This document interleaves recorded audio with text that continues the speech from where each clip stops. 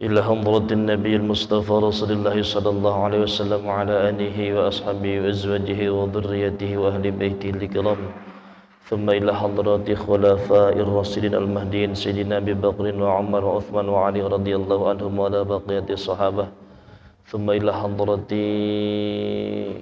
مشايخنا ومربي روحنا ومربي روح الإمام بن زبير خصوصا شيخنا ومربي روحنا كي حاجي محمد درمنا غفر الله لهم ذنوبهم وجعل قبرهم روضة من رياض الجنة. الفاتحة. أعوذ بالله من الشيطان الرجيم. بسم الله الرحمن الرحيم. الحمد لله رب العالمين الرحمن الرحيم مالك يوم الدين. إياك نعبد وإياك نستعين اهدنا الصراط المستقيم صراط الذين أنعمت عليهم غير المغضوب عليهم ولا الضالين. آمين. Assalamualaikum warahmatullahi wabarakatuh. Alhamdulillah wassalatu wassalamu ala rasulillah sayyidina Muhammad ibni Abdullah wa la hawla wa la quwwata illa billah. Ashhadu an la ilaha illallah wahdah sadaqa wa'dah wa nasara abda wa azza jundahu wa hazzama al-ahzaba wahdah. Allahumma salli wa sallim wa barik wa karrim ala sayyidina Muhammadin wa ala alihi wa ashabihi ajma'in wa man tabi'ahum bi ihsanin ila yaumiddin, amma ba'du. Hadirin wal hadirat jamaah majlis taklim yang dimuliakan oleh Allah Subhanahu wa taala, bersyukur dengan mengucapkan kalimat hamdalah alhamdulillahi rabbil alamin. Mudah-mudahan langkah kita, niat kita, tujuan kita senantiasa dihitung sebagai amal ibadah di hadapan Allah. Sebagaimana Rasulullah sallallahu alaihi wasallam bersabda, "Man intaqala liyata'allama ilman ghufira lahu ma taqaddama min dzambihi qabla an yakhtuwa." Man barang siapa intaqala yang berpindah tempat, masyian aw rakiban berjalan kaki atau berkendaraan, min mahallihi ila mahallin akhar berpindah dari satu tempat ke tempat lain, liyata'allama ilman tujuannya hanya untuk menuntut ilmu agama, ghufira lahu ma taqaddama min dzambihi maka dosa-dosa yang lalu sudah diampuni oleh Allah qabla ayyakhtuwa sebelum kaki kita melangkah. Amin ya rabbal. Hadis Rasulullah sallallahu alaihi wasallam, barang siapa yang hadir di majlis ilmu, afdalu min salati alfi raqatin, lebih utama dari salat sunnah 1000 rakaat, wa syuhudi alfi janazatin, dan ke 1000 jenazah, wa iyadati alfi maridin, dan lebih utama daripada menengok ke 1000 orang sakit. Alhamdulillahirabbil alamin. Kita bersyukur kepada Allah diperkenankan, dilangkahkan kakinya, bermuajahah tatap muka, bermujalasah duduk bersama, mudzakarah tukar pikiran dalam rangka talabul ilmi. Ini adalah afdhalur rizqi, rezeki yang paling utama, di mana dipupuk iman kita, di mana diisi batin kita dengan ilmu dan hikmah.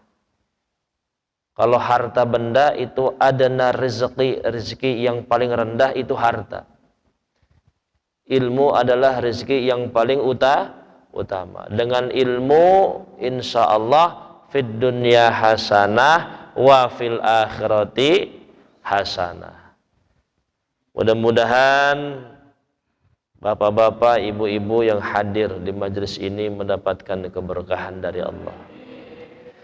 Hadirin wal hadirat rahimakumullah, pada kesempatan pagi hari ini karena sebentar lagi kita akan kedatangan tamu agung, tamu yang paling mulia, disebut Sayyidus Syuhur, rajanya bulan. Di antara 12 bulan yang disebutkan oleh Allah, yang menjadi rajanya adalah Syahrul Ramadan, bulan Ramadan. Ramadan itu juga disebut Syahrul Maghfirah, bulan ampunan. Syahrul Ta'at, bulan ketaatan. Yudha'aful a'mal, di mana amal ibadah kita dilipat gandakan. Yughfarudz dzunubat, dosa-dosa kita diampuni. Yustajabu da'awat, dan doa-doa kita dikabulkan. Oleh karena itu jangan sia-siakan kesempatan ini. Mudah-mudahan umur kita sampai ya Pak. Wa ballighna Ramadan, umur kita sampai hingga masuk bulan Ramadan. Oleh karena itu mari sama-sama kita persiapkan. Apa yang kita persiapkan terlebih dahulu? Al-isti'dadu fil ilmi, mempersiapkan tentang ilmu puasa. Sebab kata Rasul, kam min shaimin laisa lahu min siyamihi ilal ju' wal 'atas. Banyak orang yang puasa tapi nggak dapat apa-apa kecuali lapar dan haus. Ilmu ini penting supaya kita mengetahui minimal maqasidus syariah, dasar-dasar penting dalam syariat berpuasa. Diantaranya ada 5: syarat puasa, rukun puasa, sunnah puasa, yang dimakruhkan dalam puasa, dan perkara yang membatalkan puasa. 5 ini kalau di dalam kitab yang ingin saya bacakan ada 80 permasalahan. Kalau dibahas bisa sampai zuhur. Makanya disingkat-singkat aja. Cuman syaratnya 2. Yang pertama jangan ngobrol, yang kedua jangan ditinggal ngantuk, pandang. Baru gue mulai. Melek. Syarat puasa harus tahu, Islam, baligh, berakal, mampu. Kita insya Allah udah Islam, sampai sekarang masih Islam, amin. Dan kita sudah baligh. Udah baligh belum Pak? Apa tandanya baligh? Udah keluar udah keluar sampai nggak keluar lagi. Yang ketiga berakal, yang keempat mampu, sehat, yang kelima mukim, tidak dalam keadaan berpergian. Itu syarat puasa. Yang kedua rukun puasa. Rukun puasa ini inti nih, cuman 2. Yang pertama niatnya kapan Ustadz? Niat puasa itu dimulai dari min ghurubis syamsi, mulai dari tenggelamnya matahari sampai dengan sebelum terbitnya fajar, itu di malam hari. Dan syarat niatnya tabyitun, niat harus diinapkan, artinya harus dilakukan di malam hari. Innamal a'malu binniyat wa innamal likulli imri'in ma nawa, sebab ibadah mah harus dengan niat.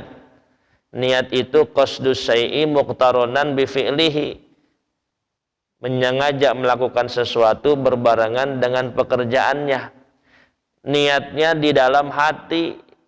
At-talafut bil lisan mustahabbun, adapun diucapkan dengan lisan hukumnya sunnah. Niatnya nawaitu sauma ghadin an adai fardhi syahri ramadhani hadhihi sanati lillahi ta'ala. Itu niatnya setiap malam. Nawaitu saya niat sauma ghadin puasa besok. An adai fardhi syahri ramadhani untuk melaksanakan puasa di bulan Ramadan. Hadhihi sanati pada tahun ini fardhul lillahi ta'ala. Tapi para ulama memberikan satu ilmu kepada kita, satu solusi kepada kita. Karena takut dikhawatirkan di pertengahan Ramadan kita lupa niat, maka nggak sah. Oleh karena itu, di malam pertama bulan Ramadan, kita niat puasanya sebulan penuh. Nawaitu sauma syahri ramadhana kullihi fardholillahi ta'ala.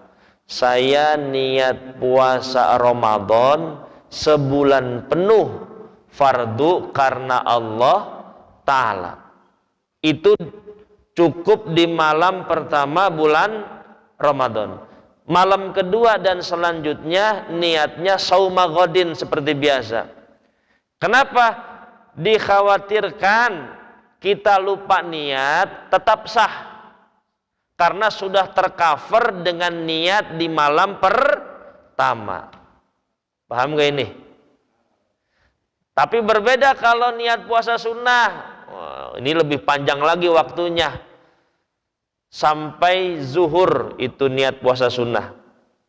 Makanya Rasulullah ketika pagi hari ngomong sama istrinya Siti Aisyah, ya Aisyah, hal indakum syai'un, adakah yang bisa saya makan pagi ini? Qalat Aisyah menjawab, tidak ada apa-apa ya Rasul. Qala, kata Rasul, idzan fa inni shaim, kalau begitu saya berpuasa. Rasul belum makan apa-apa pagi-pagi, nanya sarapan nggak ada. Itu Rasul, Pak, Imamul Mursalin wa khatamun nabiyyin wa muqtadalil mu'minin. Pengen sarapan nggak ada yang bisa dimakan. Kata Rasul, ya udah saya berpuasa. Puasa yang ingin dilakukan Rasul saat itu puasa sunnah. Makanya pagi-pagi jam 8 boleh niat. Bapak belum makan, belum minum, pengen puasa sunnah, sah atau tidak? Karena niatnya sampai sebelum zuhur. Tapi kalau puasa Ramadan nggak sah, niat jam 8 pagi. Paham ini? Itu Rasul, Pak. Kira-kira kalau kita bilang sama istri, mah ada sarapan nggak? Nggak ada, Pak. Kita puasa apa enggak? Oh, gaya lo, bos. Paling nyari sendiri itu nasi uduk, ya Pak. Ya, udah ketahuan modelnya. Rasul idzan fa inni shaim. Oh, kalau gitu ya udah nggak apa-apa istriku, hari ini aku berpuasa. Ya Allah. Bahkan Rasul pernah dalam kitab Syama'il 1 bulan itu karena nggak ada yang bisa dimasak 1 bulan, makannya segelas susu dan 1 butir kurma setiap hari. Dapurnya nggak ngebul 1 bulan, nggak punya apa-apa. Itu sosok yang sederhana. Ya Allah, Nabi kita Muhammad sallallahu alaihi wasallam. Yang pertama masalah niat. Yang kedua, rukun puasa adalah imsakun an muftirin lis-shaim min tulu'il fajri ila ghurubis syamsi. Menahan diri dari perkara yang membatalkan puasa mulai dari terbitnya fajar sampai tenggelamnya matahari. Bukan terbitnya matahari ya, terbitnya fajar. Ini jangan salah tangkap nih.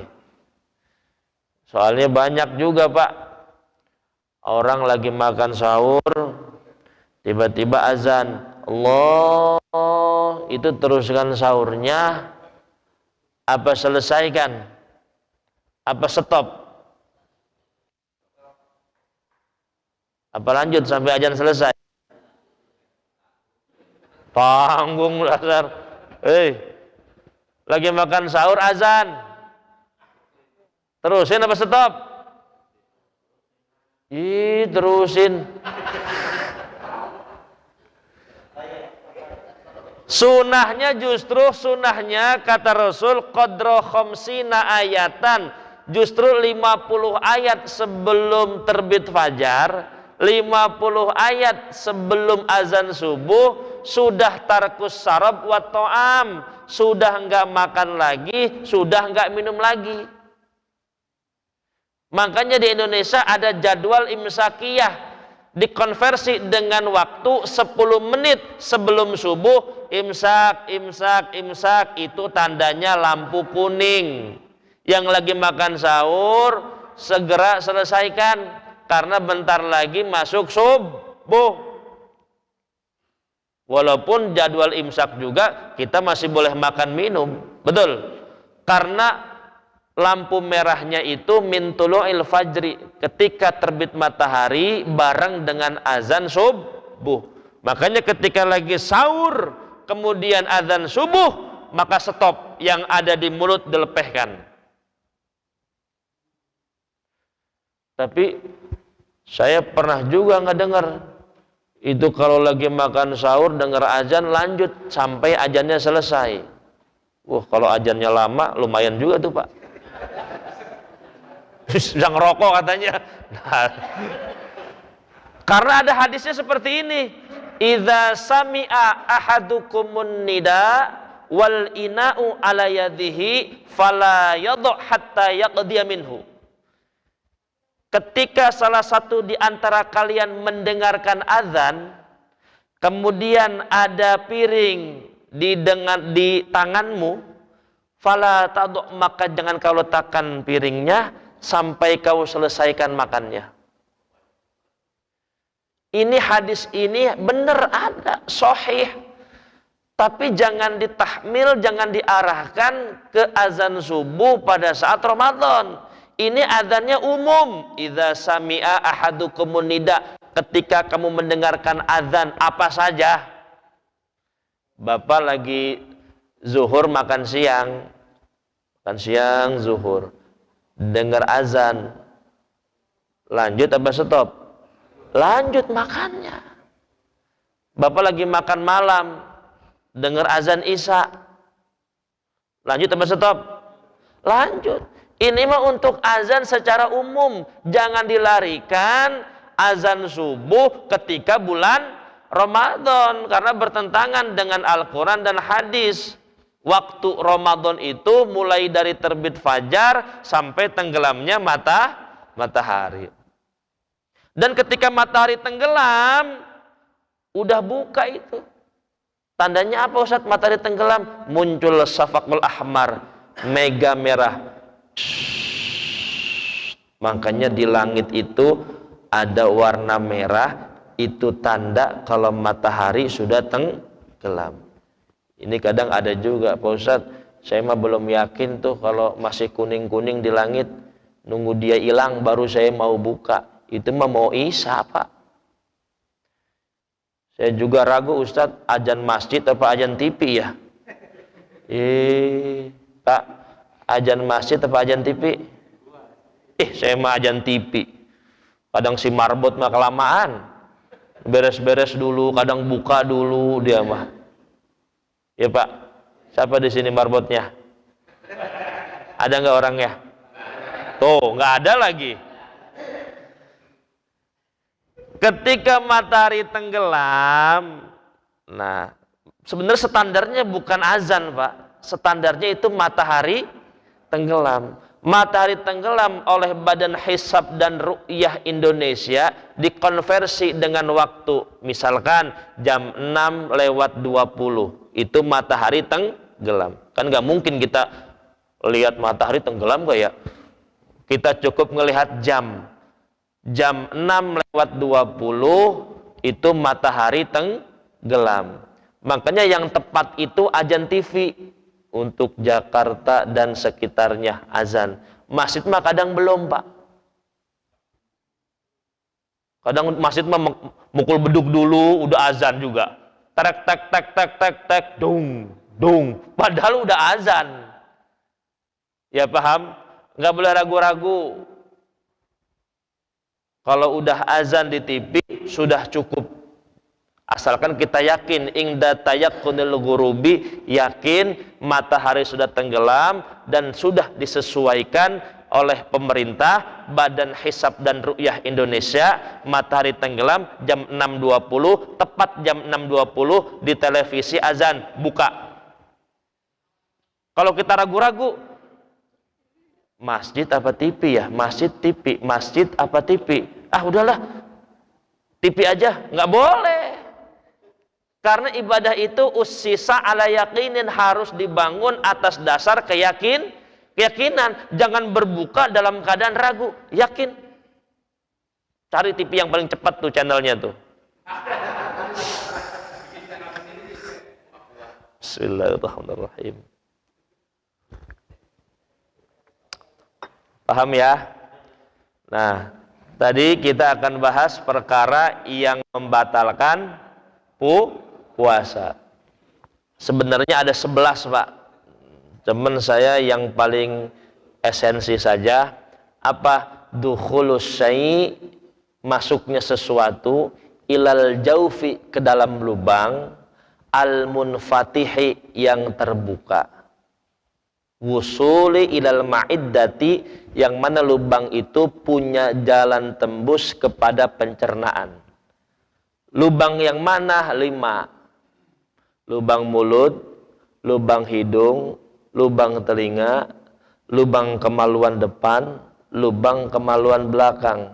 Ada sesuatu yang masuk, itu batola saumuhu, batal puasanya. Namun dijelaskan lagi, di lubang itu juga ada batasannya. Yang mana yang sampai membatalkan, mana yang tidak. Yang sampai membatalkan untuk mulut nih Pak, kalau sudah melewati batas tenggorokan, ila mujawizil halqi, udah lewat tenggorokan, batal. Kalau masih di mulut nggak batal. Makanya dzauqut ta'am, nyicipin makanan, itu nggak batal, asalkan dilepeh lagi kemudian kumur. Ini mulut. Batasan hidung sampai mana? Ilal muntahal khaisum, sampai melewati tulang hidung yang kering. Kalau ngupil berarti batal nggak? Nggak batal karena belum lewat. Makanya Ramadan ini perlu diingat, ketika berwudu sudah tidak disunnahkan lagi istinsak kalau belum buka puasa. Apa istinsak? Menghirup air ke hidung. Itu kan sunnah wudu, Pak ya. Kemudian dikeluarkan lagi, namanya istinsar. Tapi Ramadan enggak. Ketika siang hari, kalau kita hirup itu air ke dalam hidung, justru bisa membatalkan puasa. Kemudian telinga, batasannya apa? Idlaq, lubang yang sudah tidak bisa dijangkau lagi oleh kelingking. Kalau masih bisa dijangkau oleh kelingking, nggak batal. Tapi kalau pakai cotton bud, Pak, asik. Batal nggak? Batal ini. Sudah masuk ke batin, sudah masuk ke lubang bagian dalam. Ini batal. Berenang siang hari di bulan Ramadan, batal karena ada yang masuk. Dan wa kharaza dzalika, mengecualikan apa yang telah saya sebutkan. Apa-apa yang masuk melalui lubang yang tidak membatalkan ada 3. Yang pertama dukhon, asap, ya. Yang kedua uap, yang ketiga aroma. Ini gak batal nih. Asap, uap, aroma. Bapak lagi, ibu lagi masak semur jengkol. Wah, aromanya kita hisap. Wa in ta'ammada dzalika, meskipun sengaja, itu tidak batal puasanya. Aroma. Atau Bapak pakai fresh care, aromanya masuk nggak tuh? Pakai inhaler, uapnya masuk nggak? Masuk, nggak batal. Kecuali asap rokok. Apa bedanya asap rokok dengan asap biasa? Makanya ngaji. Ada bedanya. Asap rokok tuh alladzi fihi at-tambaku, di dalamnya itu ada zat. Apa zatnya itu? Nikotin. Kalau kita menghisap asap rokok, itu bukan sekedar asapnya saja, tapi masuk bersama zatnya. Ustaz tahu dari mana itu ada zatnya? Alladzi yahussu fihi al-ud, karena itu menempel. Menempel di mana? Di pipa rokok. Bapak kalau ngerokok pakai pipa, itu di lingkarannya warna apa, Pak? Kuning, coklat, bahkan bisa menghitam. Ini bukti bahwasanya rokok itu bukan sekedar asapnya saja, tapi dia bersamaan dengan zat. Berbeda dengan asap yang lain, nggak ada zatnya, hanya hasil penguapan dan pembakaran saja. Makanya ketika dihisap tidak membatalkan puasa, kecuali asap rokok. Paham sampai di sini? Itu yang membatalkan puasa. Yang kedua yang batal puasa, al-jima'u amdan, berhubungan badan dengan sengaja. Kalau nggak sengaja nggak batal. Ya, lupa pengantin baru siang-siang udah beres itu hubungan, baru inget, ya Allah Neng puasa ya hari ini ya, maka teruskan. Apa yang teruskan? Benar puasanya, benar, karena tidak membatalkan. Seperti halnya kita lupa makan, baru ingat udah 2 piring. Oh iya lagi puasa. Maka fa'atimu saumu, maka sempurnakan puasanya. Karena itu dari Allah Subhanahu wa ta'ala. Tapi kalau sengaja, wah dosa, Pak. Dosa. Bulan Ramadan sengaja berhubungan badan, ada 5 konsekuensinya. 1, dosa besar. 2, wajib mengqadha. 3, memerdekakan budak. Kalau nggak sanggup puasa 2 bulan berturut-turut. Kalau nggak sanggup membayar 60 orang fakir miskin, ngasih makan tuh. Dan ini khusus suami saja yang 3 ini, yang kafarat ini. Kalau istri enggak, padahal istri yang ngajakin, tapi tetap suami yang bayar. Paham? Tapi kalau puasa sunnah, istri lagi puasa sunnah, bapak minta hubungan badan, boleh nggak tuh? Dasar suaminya aja ini mah nggak tahu waktu. Maka ibu-ibu batalin kalau lagi puasa puasa sunnah. Kemudian yang membatalkannya lagi adalah haid batal. Ibu-ibu jam 5:30 haid batal. Nifas batal. Melahirkan batal. Gila batal. Walau kana sa'atan, gila batal, Pak. Pingsan batal. Ayan batal. Karena zawalul aqli, hilangnya akal. Mabok apalagi. Murtad batal. Ada 11. Itu perkara yang membatalkan puasa. Paham Pak ya? Paham gak nih? Nah, kemudian timbul pertanyaan. Belum lama ada yang bertanya, Pak Ustadz, di negara Eropa atau satu negara lain, ada yang siangnya jauh lebih lama daripada malamnya. Jadi dia puasa itu 23 jam. Malamnya cuma 1 jam. Habis buka langsung sahur lagi, Pak. Ada nggak? Ada. Di kutub apalagi itu 6 bulan siang, 6 bulan malam. Sedangkan puasa itu ukurannya adalah matahari. Lalu bagaimana solusinya? Ayo mikir. Nyengir tapi mikir.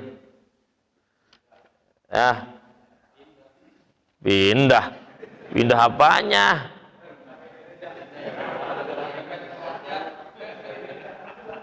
Hei, gimana tuh?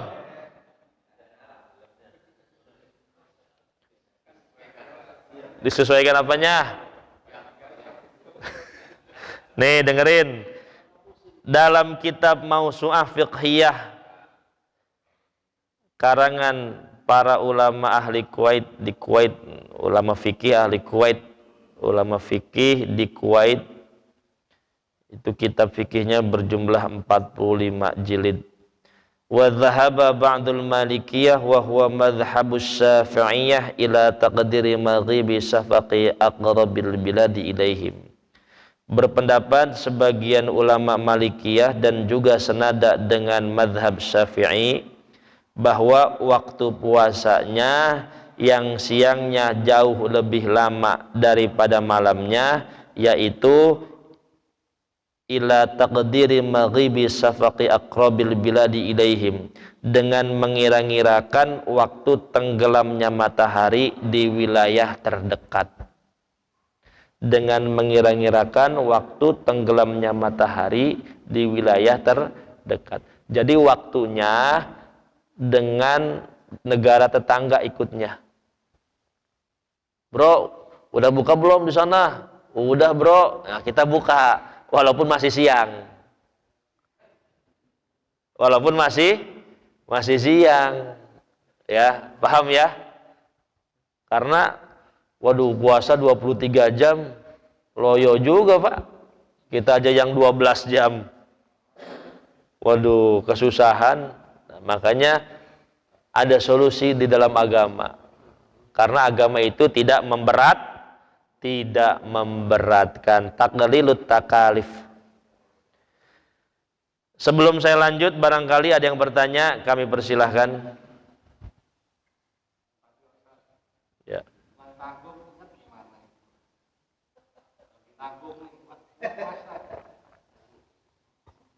Nanggung apanya?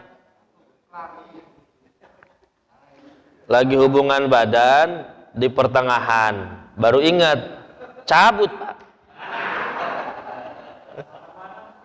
Kayak lagi makan, ingat, ya Allah lagi puasa, maka yang di mulut dilepehin, yang udah terlanjur ke dalam itu rizki. Kayak bapak yang udah masuk setengah itu rizki, setengahnya lagi tawa aja nih Samsudin nih. Ya, ada lagi yang bertanya? Ya, silakan Pak Endang.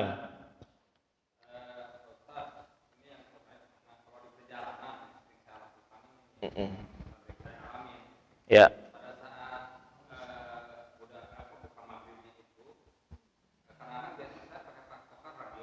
Ya.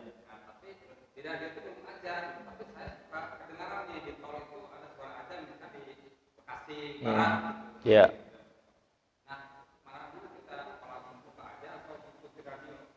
Wah, langsung buka Pak, langsung. Iya, dengar azan sesuai dengan waktu yang telah dikonversikan dengan tenggelamnya matahari. Kita juga harus tahu itu jadwal imsakiyah kan suka dapat tuh. Itu kan sudah disesuaikan dengan badan ru'yah dan hisab. Di bulan Ramadan itu maghribnya jam berapa? Misalkan jam 6.20. Ya kalau tiba-tiba dengar azan 6.10 itu oknum. Belum azan, udah azan. Bedanya biasanya antara 2 menitan lah, menit 2 menit. Kadang-kadang kita suka dengar suara azan kita lagi puasa. Atau kebanyakan kita nggak dengar. Azan mungkin lagi kencang. Iya. Pakainya jam. Pakai jam. Ya. Kan bisa aja di kereta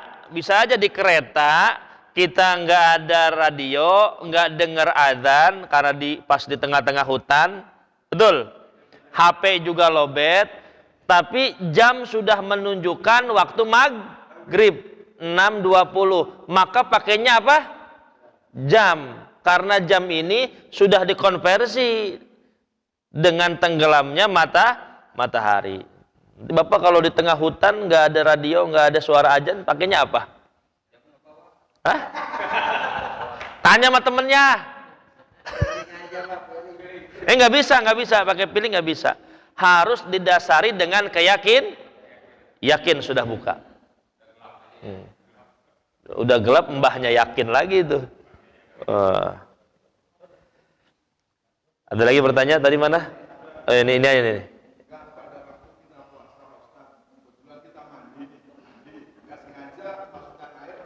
Ya. Di sini sudah dijelaskan mandi itu ada dua. Ada matluban fis syar'i, ada mandi yang diperintahkan oleh syariat seperti mandi junub atau mandi sunnah. Ada yang tidak diperintahkan oleh syariat, yaitu mandi kebiasaan pagi dan sore. Apabila ada air masuk tidak sengaja ke dalam telinga, tidak sengaja Pak ya, kalau sengaja mutlak batal, enggak sengaja. Maka lihat-lihat mandi apa yang Bapak lakukan. Kalau yang Bapak lakukan itu mandi kebiasaan, maka batal puasanya. Karena Bapak dihitung ceroboh. Apa? Ceroboh. Lalai. Tapi kalau matluban fis syar'i, mandinya itu mandi junub, kan sah saja. Bapak malamnya habis berhubungan badan sama istri. Ada istrinya nggak Pak? Berhubungan badan sama istri, rencananya mau niat mandi nanti pas sekalian sahur sebelum subuh. Bablas karena kelamaan malamnya. Bangun-bangun jam 7 pagi. Waduh, mantep amat Pak. Batal nggak puasanya? Sah apa enggak? Tetap sah. Yang penting Bapak sudah pasang niat di malam hari pengen puasa. Maka Bapak mandi junub. Nawaitul ghusla li raf'il hadatsil akbari fardalillahi. Di pertengahan mandi junub ada air yang masuk. Maka tidak membatalkan puasa. Karena mandinya matluban fis syar'i. Ada juga mandi yang sunnah, itu juga matluban fis syar'i. Seperti mandi mau berangkat Jumat. Kan nawaitul ghusla li sholatil jum'ati lillahi ta'ala. Itu kan sunnah mandi Jumat. Ada air yang masuk ketika puasa, maka nggak batal. Tapi kalau mandi yang tidak matluban fis syar'i, mandi biasa pada umumnya, Bapak masuk air, batal. Paham Pak ya? Kalau udah yakin, udah nggak usah nanya lagi Pak. Tapi kalau nanya lagi, nggak yakin lagi. Ini dulu nih. Waalaikumsalam warahmatullahi wabarakatuh.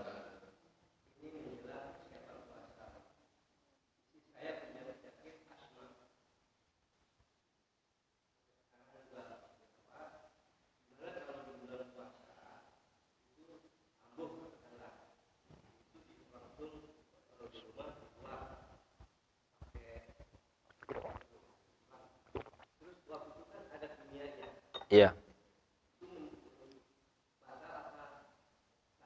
Ya. Sebelum saya jawab pertanyaan, saya akan memberikan satu pemahaman dulu tentang al-a'dzar al-mubihah. Ada 4 golongan manusia yang boleh mengambil keringanan untuk tidak berpuasa. Boleh mengambil keringanan, dispensasi, bahasa fikihnya rukhsah. Namun 4 golongan ini ada konsekuensinya masing-masing. Yang pertama, wajib qadha tapi tidak wajib fidyah. Siapa itu? Al-haid wal musafir wal marid. Orang haid, orang musafir, orang sakit. Dia boleh ngambil keringanan tuh. Tapi konsekuensinya qadha, mengganti di hari yang lain. Yang kedua, wajib fidyah, tidak wajib qadha. Siapa? Asy-syaikh wal ajuz, orang tua renta, lansia yang tidak kuat puasa, maka dia boleh mengambil keringanan, konsekuensinya bayar fidyah. Likulli yaumin muddun, satu harinya satu mud. Satu mud itu 6 on. Kalau dibuletin 1 liter 8 on. Jadi 1 liter sehari. Kalau 30 hari berarti 30 liter. Itu kalau yang susah, yang mu'sir. Tapi kalau lansianya kaya raya, satu harinya 2 mud, yaitu 2 liter. Berarti kalau 30 hari, 60 liter. Yang ketiga golongannya wajib qadha dan fidyah. Udah mau qadha, fidyah juga. Siapa dia? Orang yang punya hutang puasa. Hatta yadkhula Ramadhanu akhar, tapi sampai Ramadan berikutnya nggak diganti. Bapak misalkan punya hutang puasa karena sakit 1 minggu. Harusnya kan sebelum Ramadan berikutnya selesai itu. Lunas. Ini mah sampai masuk Ramadan besok nggak diganti juga itu yang 1 minggu. Maka konsekuensinya yang tadinya hanya qadha plus fidyah, 1 hari 1 liter. Kalau pandang orang mampu berarti 1 hari 2 liter. Yang qadha mah tetap 7 hari plus fidyah 7 kali 2 liter 14 liter. Itu orang-orang yang menunda qadha puasa sampai masuk Ramadan berikutnya. Paham? Siapa lagi yang wajib qadha dan fidyah? Wal hamilu wal murdi'u in khafata ala auladihima. Orang hamil dan menyusui. Apabila dia berbuka puasa, khawatir akan keselamatan bayi atau janinnya, maka wajib qadha dan wajib fidyah. Yang terakhir golongan keempat, enggak wajib dua-duanya. Enggak qadha, enggak fidyah. Siapa? Al-majnun, orang gila. Besok mau Ramadan, bapak gila. Pas bagi-bagi THR. Oh, sadar itu. Waduh, malam takbiran sadar. Maka 30 hari yang bapak enggak puasa, tidak wajib qadha dan tidak wajib fidyah. Enak enggak? Kembali ke pertanyaan Bapak yang tadi saya sampaikan, kalau memang sakit asma, ambillah keringanan untuk tidak berpuasa. Nanti konsekuensinya diganti di hari-hari yang lain ketika sudah sembuh. Tapi bagaimana Pak Ustadz? Secara fisik sih masih pengen puasa, cuman nyesek aja. Kalau yang dimasukkan itu uap saja, uap tanpa ada cairan yang masuk. Kan biasanya kalau uap itu ada cairannya ya. Kalau untuk asma, untuk paru-paru, itu terasa di tenggorokan pahit Pak. Karena ada zat kimia yang ikut masuk ke dalam tenggorokan, ke dalam hidung, maka batal puasanya. Kalau tadi inhaler, fresh care itu hanya aroma, hanya uap saja, tidak beserta dengan zat yang masuk, maka nggak batal. Tapi kalau alat penghirup oksigen ketika asma dan paru-paru, sepertinya batal Pak. Karena ada zat yang ikut masuk bersamaan dengan uap. Jadi seperti itu Pak ya. Ada lagi Pak?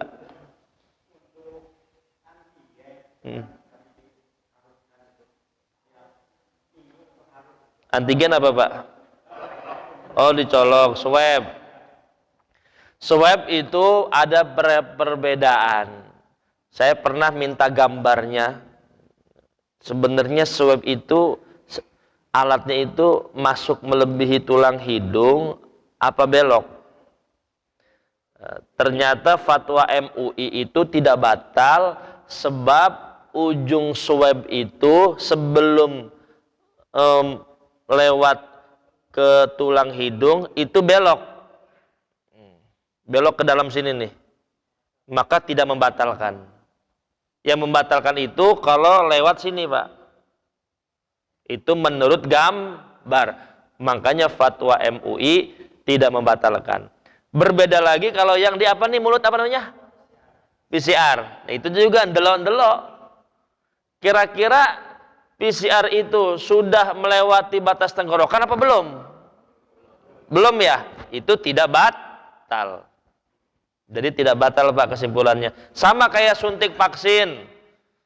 Apalagi sekarang ada booster nih. Bagaimana Ustadz? Suntik itu tidak batal kalau adwiyah. Kalau yang disuntikannya itu adalah obat. Tapi kalau yang disuntikannya itu nutrisi, suplemen, makanan, seperti infus, itu terjadi perbedaan pendapat. Ada yang mengatakan batal, ada yang mengatakan tidak. Kalau saya condongnya ke batal. Karena apa? Terjadi tanakud, bertolak belakang dengan esensi puasa. Esensi puasa kan berlapar-lapar, berhaus-haus. Kalau diinfus kan, waduh, seger dia Pak. Ya. Makanya kalau suntik obat tidak batal, kalau infus batal. Gitu Pak ya. Udah belum nih? Oh, nanya lagi.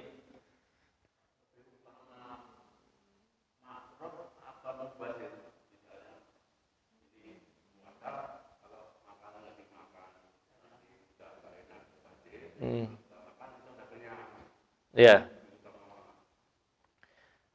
Kalau mubadzir kasih orang aja Pak. Ya. Ya, kasih orang, kasih tetangga daripada kita berkenyang-kenyang. Itu makruh. Itu buka puasa terlalu kenyang, makruh. Makanya makan secukupnya, sisanya kasih orang. Kan gak mubadzir. Mau imsak. Oh, mau imsak. Oh, ya udah diangetin. Emang Bapak sih kuat makan Pak? Ya. Atau kasih ke kucing nggak apa-apa, kan kucing juga makhluk Allah. Ya, jangan berlebihan. Dimakan juga nggak kuat Pak. Ya, ya, ternyata jauh amat duduknya. Wah, ayo.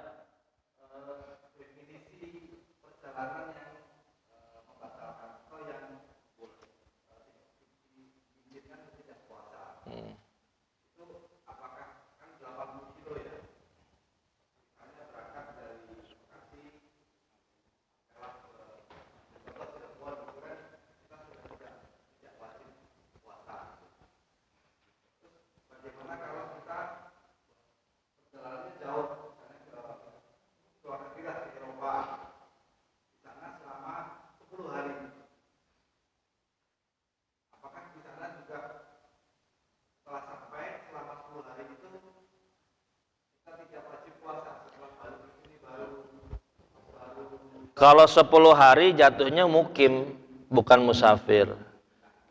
Jadi kalau sudah 4 hari itu mukim.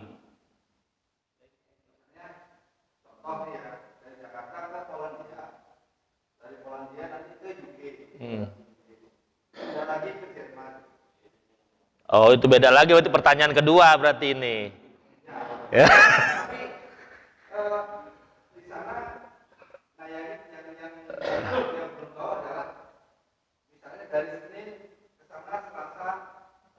Ya. Saya paham pertanyaan Bapak. Pertanyaan Bapak memakan waktu 10 menit. Jadi bahasa Arabnya mudi musafar, orang yang selalu berada dalam perjalanan. Nggak usah jauh-jauh, Polandia, London, nggak usah jauh. Itu aja nahkoda. Itu kan selalu dalam perjalanan. Betul atau tidak? Atau bis malam, selalu dalam perjalanan. Bagaimana itu mudi musafar? Apakah boleh mengambil rukhsah? Atau pekerja berat, kuli bangunan? Betul atau tidak? Dia selalu capek. Apakah boleh mengambil rukhsah? Boleh tidak ngambil keringanan untuk berbuka? Itu kuli-kuli. Kemudian orang yang selalu dalam perjalanan, nahkoda, pilot, apalagi sopir. Boleh asalkan satu, dia tetap niat di malam hari untuk berpuasa. Tetap niat nih. Jangan mentang-mentang kerja bangunan sengaja udah nggak puasa sebulan. Tetap niat nawaitu shoma ghadin. Saya niat puasa Ramadan besok. Kemudian tetap sahur. Sahur walaupun sunnah tetap sahur karena ada usaha ingin berpuasa. Setelah itu di tengah-tengah perjalanan, misalkan tadi Bapak Polandia ke London ke Inggris, di tengah-tengah perjalanan masyaqqatun sadidatun. Nah, seperti terlalu capek, kemudian lelah, boleh mengambil rukhsah, ngambil keringan. Nah, kuli bangunan, petani, tukang nyadap karet, kan siang-siang tuh Pak, boleh ngambil rukhsah, keringanan untuk tidak berpuasa. Setelah itu tetap niat wajib mengqadha di hari yang lain. Tapi kalau sengaja bawa bekal pagi hari, dosa Pak. Ya, mentang-mentang kuli batu, petani sadap karet, nyangkul sawah di bulan Ramadan, dia niat tidak berpuasa, bawa sarapan pagi, ini dosa. Seperti mudi musafar, orang yang selalu berada dalam perjalanan, dia boleh mengambil rukhsah, tapi tetap ketika malam harinya niat ingin berpuasa. Adapun di tengah perjalanan dia capek, boleh berbuka, konsekuensinya qadha. Apa seperti itu Pak Haryanto? Ya, jadi tetap niat puasanya wajib.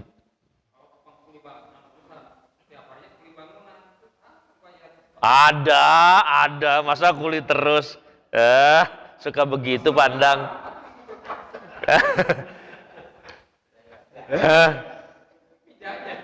Bisa kan, bisa ada liburnya kuli bangunan.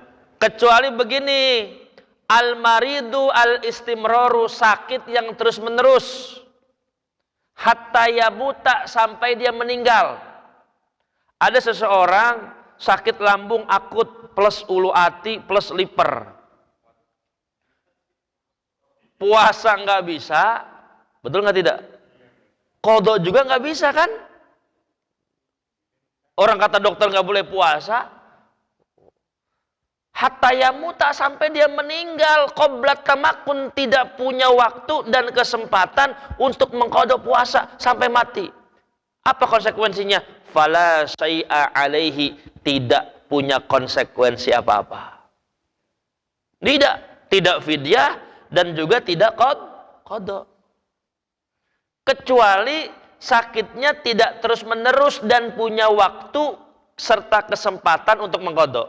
Ada waktu sembuh, ada 2 bulan sembuh dia, harusnya kan dia mengqadha, betul tidak? Dia nggak mengqadha juga, maka ahli warisnya mendapatkan konsekuensi, yaitu bayar fidyah. Paham ya? Bapak diem paham, diem bingung? Paham, insya Allah ya. Dapat ilmu ya. Ustadz, kalau kita lagi puasa bolak-balik kamar mandi basahin kepala, batal nggak? Itu makruh. Namanya tabarrud, ngalap adem. Lagi puasa, ke Al-Makmur, tiduran, nyalain AC, set, tidur, ngalap enak, makruh. Tapi kalau nggak ada tujuan itu boleh Pak. Tujuannya tadarus, i'tikaf, boleh. Kalau tujuannya ngalap adem, ngalap enak, tidak boleh. Nah, kan niat itu perlu itu. Hati-hati.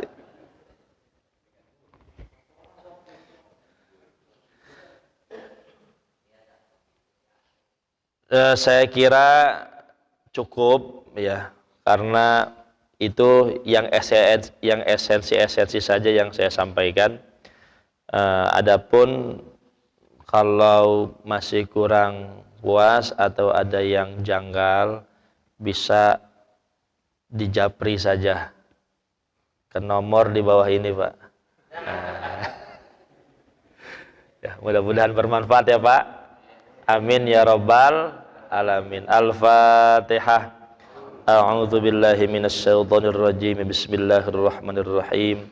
Alhamdulillahirabbil alamin arrahmanir rahim maliki yaumiddin. Iyyaka na'budu wa iyyaka nasta'in. Ihdinas siratal mustaqim. Siratal ladzina an'amta 'alaihim ghairil maghdubi 'alaihim waladdallin. Amin. Rabbana atina fid dunya hasanah wa fil akhirati hasanah wa qina adzabannar. Subhana rabbika rabbil izzati amma yasifun wa salamun alal mursalin walhamdulillahi rabbil alamin. Sekian, assalamualaikum warahmatullahi wabarakatuh.